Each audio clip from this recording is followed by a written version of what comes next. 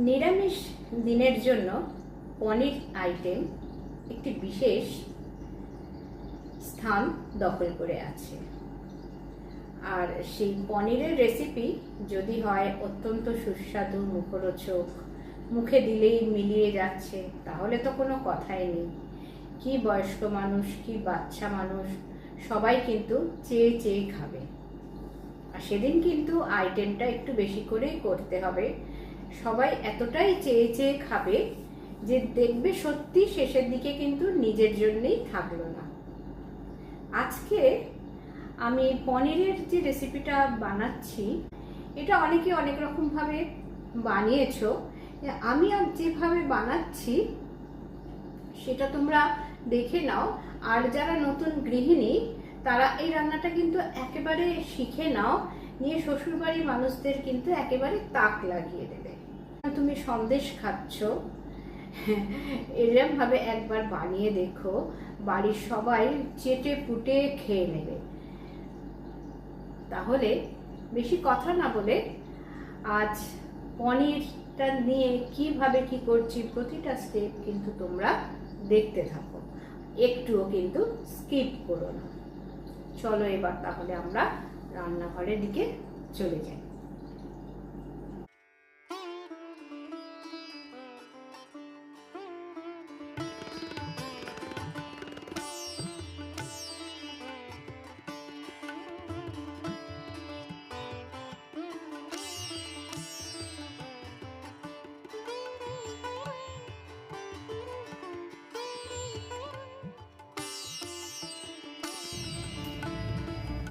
পনিরের এই রেসিপিটা এত সুন্দর খেতে হয়, তৈরিটা তোমরা জাস্ট দেখে নাও।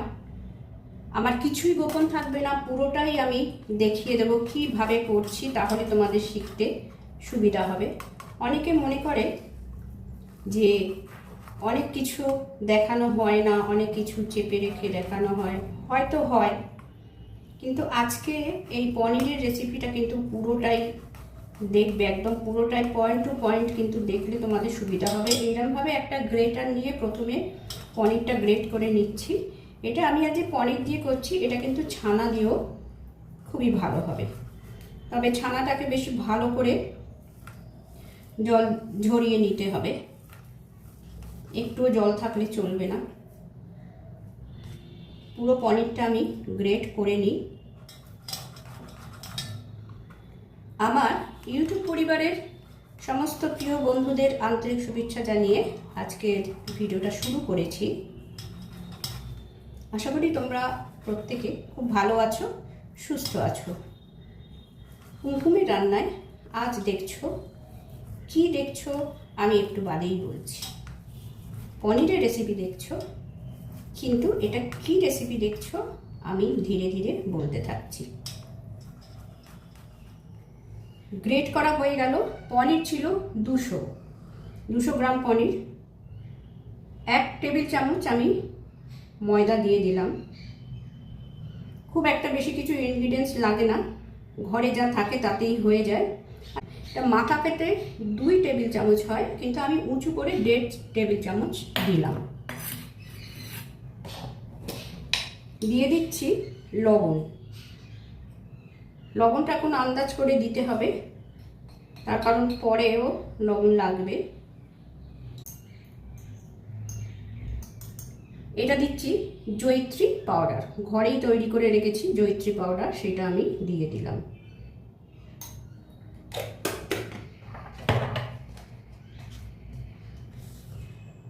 ছোট এলাচের পাউডার, ছোট এলাচ সামান্য একটুখানি ড্রাই রোস্ট করে নিয়ে সেটাকে গুঁড়িয়ে নেওয়া হয়েছে। এটা দিয়ে দিচ্ছি চিনি। চিনিটা এই ছোট্ট চামচ, এই চামচের 2 চামচ দিয়েছি, মানে হলো 1 চামচ। এইটা হলো 2 চামচ, 2 চা চামচ আমি দিয়ে দিলাম। এবারে দিয়ে দিচ্ছি পাউডার মিল্ক।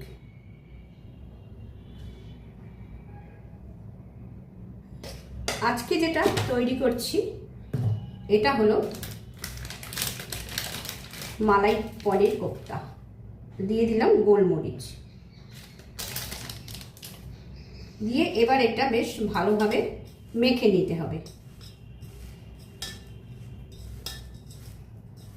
মেখে নেওয়ার পরে অতি অবশ্যই একবার একটুখানি টেস্ট করে দেখে নিতে হবে লবণটা বেশি হয়ে গেল কি ঠিক হয়ে গেল কি কম হলো দেখে নিতে হবে। আর এই মাখাটায় মালাই কোপ্তা আমি আগেও দেখিয়েছি, আজকের এই মালাই কোপ্তাটা কিন্তু একদম অন্য রকম করছি। মালাই কোপ্তা অনেক জায়গায় অনেক রকমভাবে হয়, আমি আজকে যেভাবে করছি সেটা তোমরা অতি অবশ্যই একদিন বাড়িতে তৈরি করে দেখো, পার্ট বাই পার্ট দেখতে থাকো। রান্নাটা কিন্তু খুবই টেস্টি হয়। আর এই মিল্ক পাউডার দেওয়ার জন্য কিন্তু এই রান্নার মানে কোপ্তার স্বাদটা কিন্তু খুব ভালো পাওয়া যায়। এটা এবার মাখা হয়ে গেলে, ভালোভাবে মাখা হয়ে গেলে এটা এইরকম হাতের এই জায়গাটা দিয়ে কিন্তু এটা ঠেসতে হয় পুরো সন্দেশের মতো। ঠিক আছে, এটা পুরো ঠেসে নিয়ে আমি কোপ্তার আকারে তৈরি করে নিয়ে আমি আবার ফিরে আসছি। মাখিয়ে নিয়ে গোল গোল বলের মতো করে নিয়েছে, খুব ভালো করে ঠেসতে হয়। এবারে কাজু আর কিশমিশ আমি নিয়েছি, এই গোল বলগুলোর ভেতরে আমি একটা কিশমিশ আর একটা ছোট্ট দেখে কাজুর টুকরো দিয়ে দিলাম, দিয়ে মুখটা এইভাবে বন্ধ করে দেবো। দিয়ে তোমরা এরকম চ্যাপটাও করতে পারো, গোলও করতে পারো, এইরকম হবে। আর একটা আমি দেখিয়ে দিই, ভিতরে একটা কিশমিশ আর একটা ছোট্ট কাজুর টুকরো দিয়ে মুখটা এইভাবে বন্ধ করতে হবে। খুব ইজি, কোনো অসুবিধা নেই।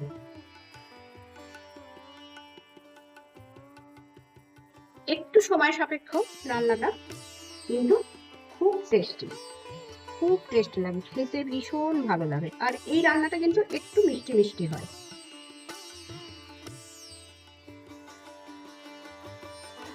ভাজাটাও খুব সুন্দর হয়ে যায়।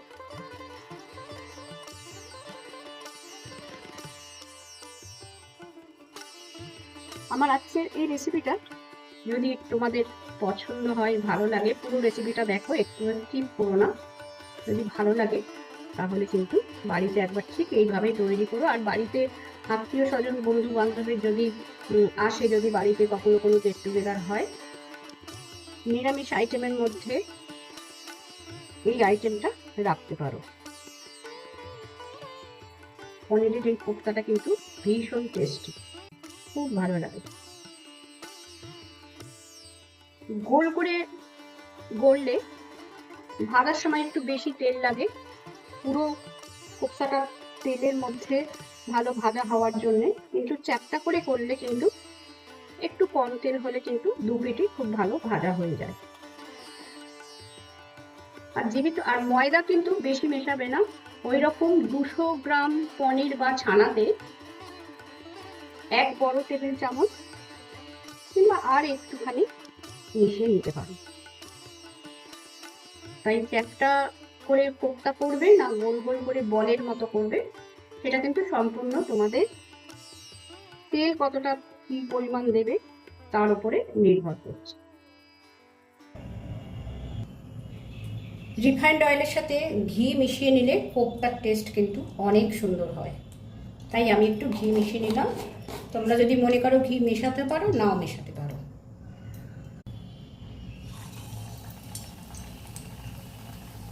খুব বেশি কিন্তু খুব বেশি লাল লাল হবে না, একটু সাদা ভাব থাকবে। প্রথম তেলটাতে কিন্তু খুব বেশি ছেড়ে দেবে না, তাহলে তেল ঠান্ডা হয়ে গিয়ে কিন্তু কোপ্তাগুলো নষ্ট হয়ে যাবে। ঠিক এই রকম হালকা ভাজবে।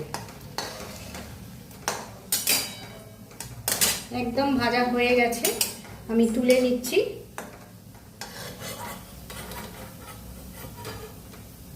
মোটামুটি চা পুড়েই গেল।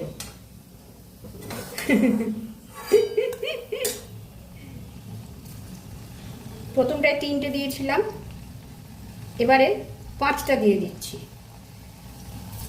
তোমরা যার যেরকম সুবিধা সেরকম দেবে, যেরকম তেলের পরিমাণ দিয়ে ভাজবে সেরকম সুবিধা মতো দেবে। আর সবাই জানো কিভাবে ভাজতে হয়, যারা রান্না করছো, যারা রান্না দেখছো, সবাই জানো।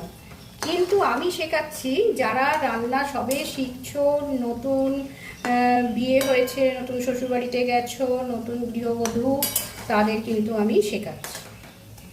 তারা কিন্তু শিখে নিও, প্রত্যেকটা পদক্ষেপ স্টেপ বাই স্টেপ কিন্তু শিখে নিও।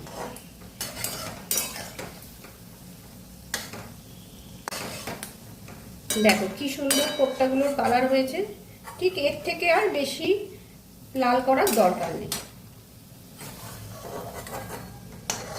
তাহলে দেখবে বেশ নরম নরম হবে।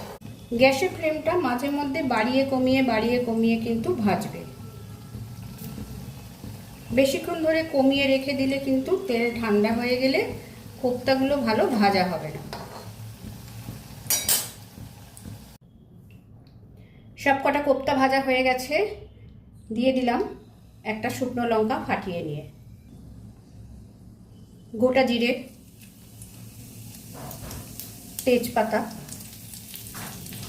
গোটা গরম মশলা দেবো না, গরম মশলাটা গুঁড়ো করে রেখেছি, টমেটো পেস্ট,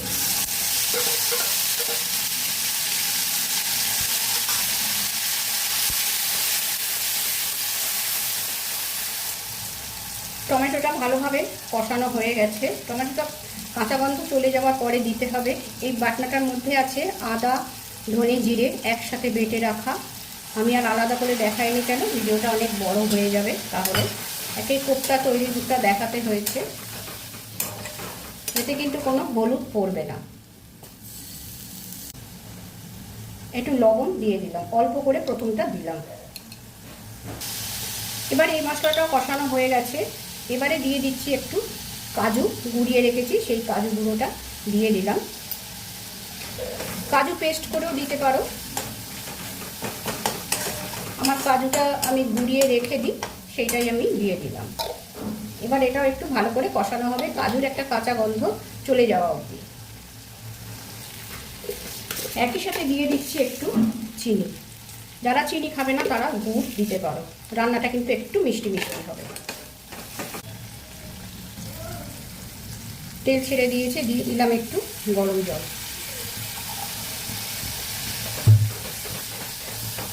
মশলাটা একটু ফুটে যাক,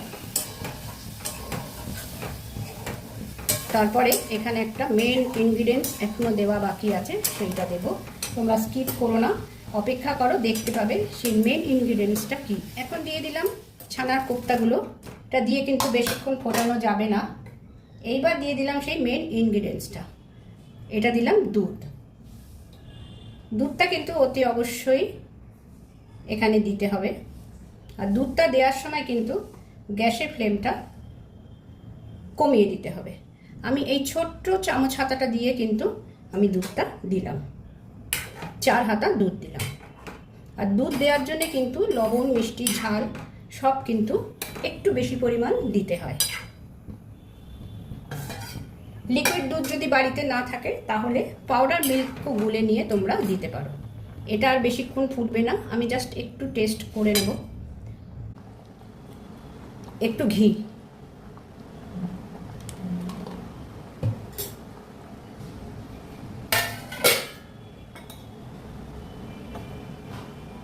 সব শেষে একটু গোলাপ জল। এবারে চাপা দিয়ে রেখে দিলাম, কিছুক্ষণ স্ট্যান্ডিং টাইমে রাখতে হবে।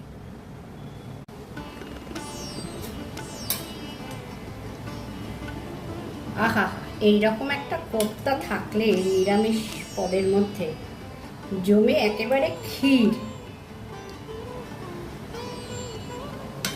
একদম।